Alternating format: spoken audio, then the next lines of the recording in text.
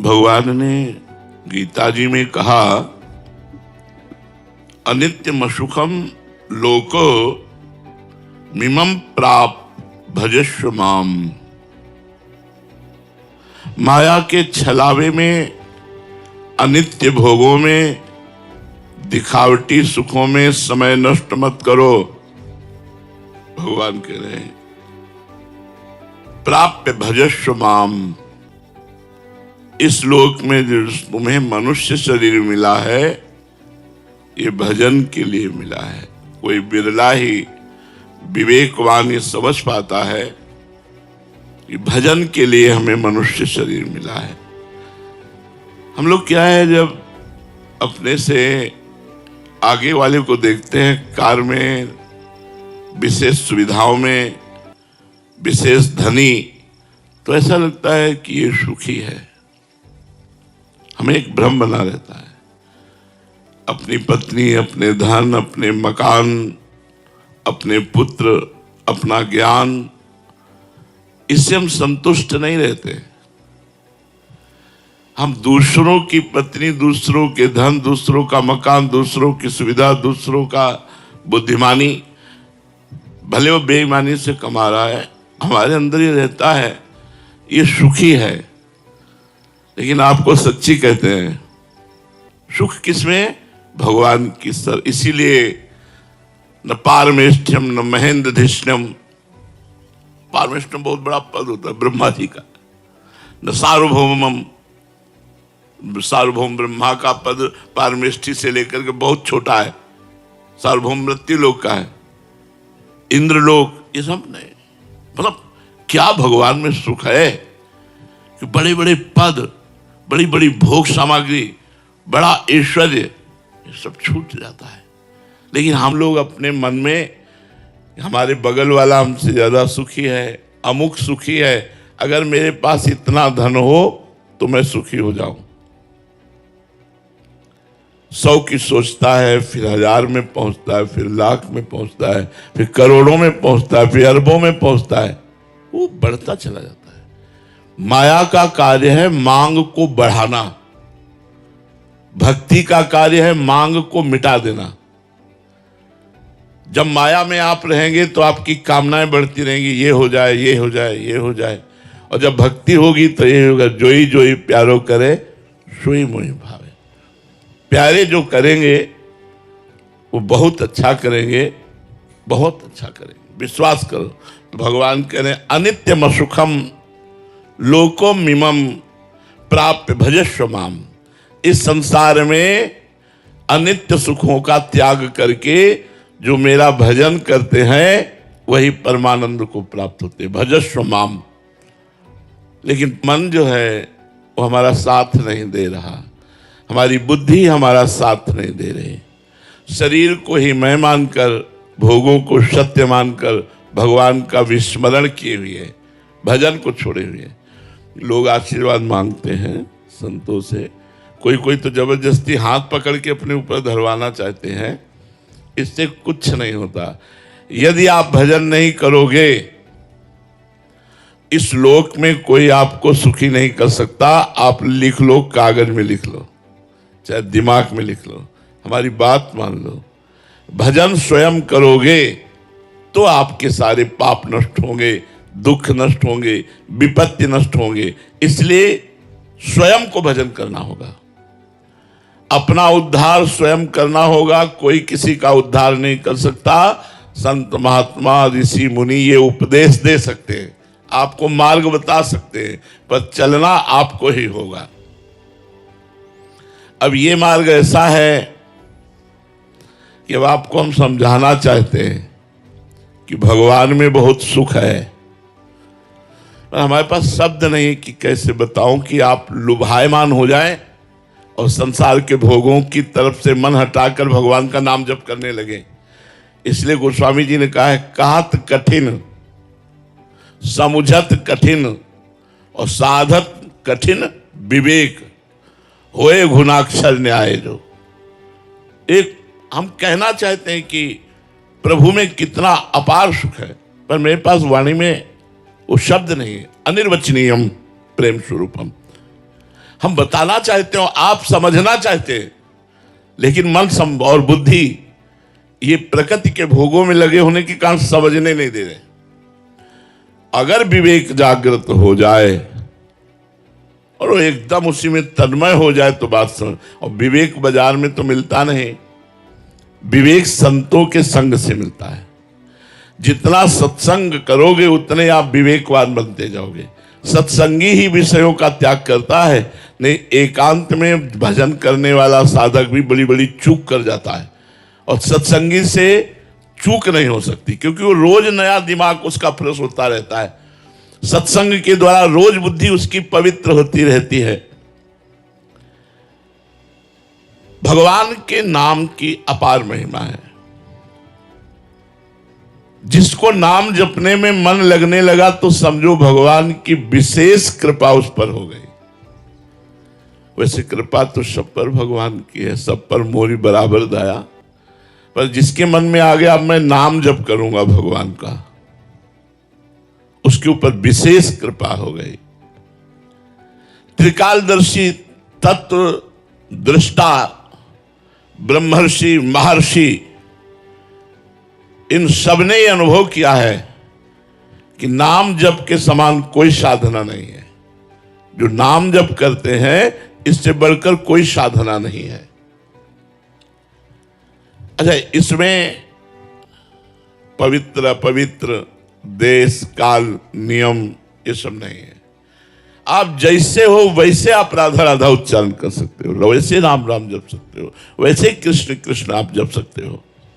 न देश काल नियमो न शौच निर्णय विद्यते कुत्र चिन्नैव राधा नामनि पुरे शुचौ। आप जहां बोले राधा तो आप पवित्र हो गए। जैसे गंगा स्नान करने से पवित्र हो जाते नाम, ऐसे नाम उच्चारण करने से भीतर और बाहर अपवित्रा पवित्रोवा सर्वावस्थांगतो पिवाह या स्मरेत पुंडरीकाक्षम सवायाभ्यांतरा शुचि। भीतर और बाहर से पवित्र हो गए। पवित्र का मतलब पाप नष्ट हो गए। पाप नष्ट होने का मतलब दुख विपत्ति संकट ये सब नष्ट हो जाएंगे।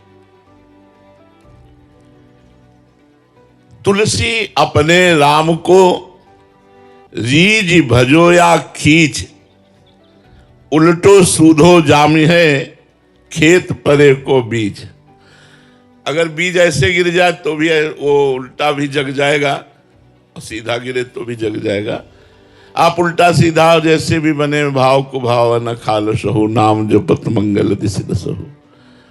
उल्टा जप रहे थे मरा मरा मरा मरा। एक जगह तो दृष्टांत ऐसा मिला कि जिसमें भगवान के शास्त्र नाम में कोई नाम नहीं था और उसे भगवत प्राप्ति हो गई। एक गांव का ग्वारिया, पहले ऐसा होता था जमींदारों की गाय चराते, जमींदारों की चाकरी करते थे, बहुत छोटे मोटे राजाओं जैसा उनका वैभव होता था। तो गांव में भागवत हुई। हम आपको नाम की महिमा बता रहे हैं। कुछ लोग उधर से निकले और ग्वारिया से कहा, रे जिंदगी बर्बाद होती जा रही है, भागवत सुनिया। एक दिन गांव में भागवत हो रही तो बोली हमारे गायें, तो किसी दयालु ने कहा 1 घंटा के लिए हम देख लेंगे, तुम 1 घंटा के लिए भागवत सुनियाओ। वो गया और सबसे पीछे बैठ गया। पढ़े लिखे तो कुछ था नहीं। पंडित जी ने कहा जो दीक्षा नहीं लेता उसका जीवन व्यर्थ चला जाता है और नरकगामी होता है। ऐसे आचरण होते हैं। गुरु मंत्र और गुरु दीक्षा लेने से बचाव पक्ष पुष्ट होता है कि एक बार ही नाम मंत्र सही यमराज के रजिस्टर में जब लिख जाता तो भारी पड़ जाता है। और तो उसका मन लगा नहीं, उठा और चल दिया। शाम के भाग के आया और पंडित जी से कहा, पंडित जी आपने कहा था गुरु दीक्षा लिए बिना मनुष्य का जन्म व्यर्थ हो जाता है। तो उसकी हालत देखी, फटे पुराने कपड़े, अपने आप दिखाई देता है। और वो गरीब आदमी गांव का ग्वारिया, कुछ देने लेने वाला चक्कर तो था नहीं। पंडित जी ने कहा कि कल ले लेना। फिर शाम के आया, कहा कल ले लेना। ऐसे 7 दिन भागवत के पूरे हो गए। 8वें दिन पंडित जी, अब रात्रि में खूब भागवत समाप्त हुई तो दही दूध रबड़ी, जब तो सुबह 4 बजे तड़के शौच जा रहे थे, पहले लेटरिन बाथरूम तो होते नहीं थे, बाहर शौच जा रहे थे। उसने सोचा यही अवसर है पंडित जी से मिलने का, दौड़ के गया और कहा पंडित जी गुरुमंत्र दे दो। अरे बोले पागल है, बोले बिना गुरुमंत्र लिए हम ले जाएंगे। अब सोचा, अब अच्छा कोई भी सभ्य आदमी किसी के सामने शौच कैसे बैठ सकता है, और वो पीछे लग गया। तो उनका धत गपोत चंद कहीं का, धत गपोत चंद। बोले अच्छा गुरुजी, और लौट गए। उसने समझा यही गुरुमंत्र है, गुरुजी ने दिया। अब जमींदार से कहा आज से हम गुरुमंत्र ले लिए, भजन करेंगे, अब आपकी गाय नहीं चराएंगे, आप भोजन देना या ना देना। घर में नहा धो के बैठ गया, बोला धत गपोचंद, धत गपोचंद। देखो भगवान के नाम की महिमा। अब इसमें कोई नाम नहीं भगवान का, रोज नियम से जपना और रोज हृदय से प्रार्थना करना कि प्रभु मैं तो गंवार हूं, मैं नीच हूं, पाप भी हमसे बने, प्रभु हम पर कृपा करो। तो रुक्मिणी नाथ भगवान द्वारिकाधीश जी, रुक्मिणी जी से कहा आज एक भक्त के दर्शन करने जाएंगे, उसको आशीर्वाद देंगे। तो रुक्मिणी जी ने कहा कि हमको भी अवसर मिले आपके भक्त के दर्शन का। बोले बड़ा अजीब भक्त है, अब आप देख लो। तो उनका प्रभु आपके साथ ही चलने का मन है। तो भगवत स्वरूप हटाकर एक धनी मानी का पुरुष का रूप भगवान ने और लक्ष्मी जी ने धारण किया। लक्ष्मी जी हैं रुक्मिणी जी, दोनों। भगवान तो सर्वांतर्यामी उसके घर के दरवाजे में खड़े हुए। तो रुक्मिणी जी ने कहा पहले हम दर्शन करेंगे भक्त के। तो उनका वैसे हम पहले दर्शन करते तो ठीक रहता, अब आप दर्शन करेंगी तो देखिए आप ही दर्शन करे हो। तो घर में गई तो बिना दरवाजे का मकान, गरीब आदमी, वो लगा हुआ था, आंखों में आंसू चल रहे थे। धत गपोचंद, धत गपोचंद। रुक्मिणी जी ने भगवान के समस्त नामों का ज्ञान रखने वाली, उन्होंने कहा ऐसा नाम तुमने आज तक नहीं सुना। नजदीक गई और कहा किसका नाम जप कर रहा है? ये भगवान का नाम तो है नहीं, किसका नाम जप कर रहा है? तो जब कहा भगवान का नाम नहीं तो उसको लगा मेरे गुरु जी ने दिया, और ये स्त्री कह रही भगवान का नाम नहीं। तो आंख खोला, कहा तुम्हारे खसम का नाम जप कर रहे हो। किसका जप कर रहे हैं? खसम माने होता पति। रुक्मिणी जी आई, बोले बड़ा ज्ञानी महात्मा है, वो जान गया। हम तो छुपे वेश में गई, लेकिन वो जान गया कि हम आपकी पत्नी हैं, और उसने कहा कि आपके पति का भजन। लेकिन प्रभु आज तक हमने इतने नाम सुने, ये नाम तो कभी सुना नहीं। तो प्रभु ये आपका नाम कैसे हो सकता है? धत गपोचंद कैसे नाम हो सकता है? भगवान ने कहा इसमें एक लीला है। देखो भगवान कर्तुम अकर्तुम अन्यथा कर्तुम सर्व समर्था सा ईश्वरा। जब कृपा करना है तो सिद्धांत भी पुष्ट कर देते हैं। बोले मैं बाल अवस्था में जब था तो माखन चोरी लीला करता था। एक गोपी बड़ी चतुर थी, उसने अपना जो माट था माखन का वो बहुत ऊंचे में टांग दिया था। हमने सखाओं से पता लगाया तो गोपी घर में नहीं थी, इसीलिए उसने ऊंचे में माट टांग कर निष्फिक्र हो गई थी, जलाद लेने चले। भगवान ने अपने सखाओं की मंडली के साथ प्रवेश किया। उखल के ऊपर सखा, सखा के कांधे पे ठाकुर जी। अब तो नजदीक पहुंच गए, तो खुद खाते, सखाओं को पवाते और बंदरों को भी पवाते, सब दही से भरपूर। इसीलिए गोपियों के जैसा भाग्य किसका? स्वयं भगवान ने आनंद में चोरी लीला करके उनको सुख प्रदान किया। वो गोपी आई, देखा दरवाजा खुला है, समझ गई आज हमारी भगवान ने कामनाएं पूर्ण कर दी। वो भी सोचती थी कभी भगवान आवे और ऐसी लीला करे और हम पकड़कर उनको धमकावें, और फिर वो उनका जो रूप है वो हम पान करें। सखाओं ने कहा कन्हैया सावधान। सब अलर्ट हो गया। अब सावधान क्या होता? दरवाजे पे खड़ी, भागने का कोई अवसर नहीं। उसने कहा ए जी आप क्या कर रहे थे? चोरी। तो कहा चोरी कैसे? बोले क्यों, मेरे घर में, ये तुम्हारा घर है? सच्ची गोपी, मुझे बिल्कुल पता नहीं था कि तुम्हारा घर है, मुझे तो लगा कि मेरा ही घर है। अच्छा चलो मान लिया तुम्हारा घर है, तो माखन इतना इतना हाथ में, बोले हमें लगा कि मैया आएगी, माखन की तरफ देखा तो उसमें कुछ चींटियां थी, तो चींटियां निकालने के लिए हमने सोचा सखाओं के साथ चींटियां निकाल देते, फिर मैया आएगी आराम से पवाएगी। तो उनका महाराज चींटी अंगुली से निकलती, इतने इतने हाथ सने हुए, तो बोले जब चींटी के ऊपर ऐसे अंगुली रखते तो नीचे चली जाती, तो उसको ऐसे ऐसे करके, बड़े चतुर हो, तो मुंह में तुम्हारे क्यों लगा हुआ है? बोले एक मक्खी थी बहुत परेशान कर रही थी, बार बार मुंह में आती थी, तो भी हमने ऐसे कर लिया तो पूरा मुंह में लग गया, तो उसका दर्द गपोचन। भगवान ने कहा उस समय का दिया हुआ गोपी का नाम है, और भगवान लक्ष्मी जी के सहित गए, रुक्मिणी जी के सहित, और उसको दर्शन दिया और ब्रह्मबोध कराया।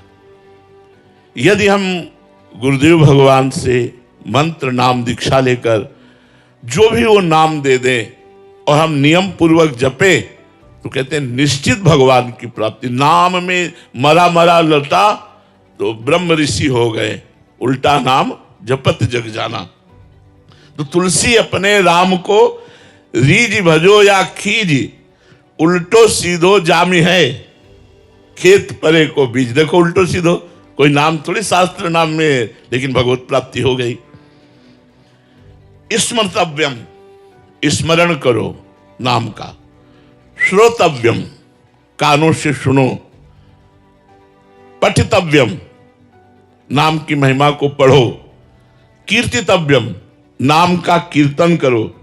श्रद्धायुक्त होकर के यदि कर लिया तो सारे पापों का नाश होकर इसी जन्म में भगवत प्राप्ति हो जाएगी। नाम का चमत्कार तुम्हें बताए, काशी में जब घाटों पे रहते थे तो नाम ने ही ये भावना पैदा कर दी कि आज महादेव जी मिलेंगे। फिर दिन निकल जाता, आज महादेव जी मिलेंगे। फिर दिन निकल जाता, आज महादेव जी। रोज भावना दृढ़ होती गई और एक दिन नाम ने कृपा कर दी।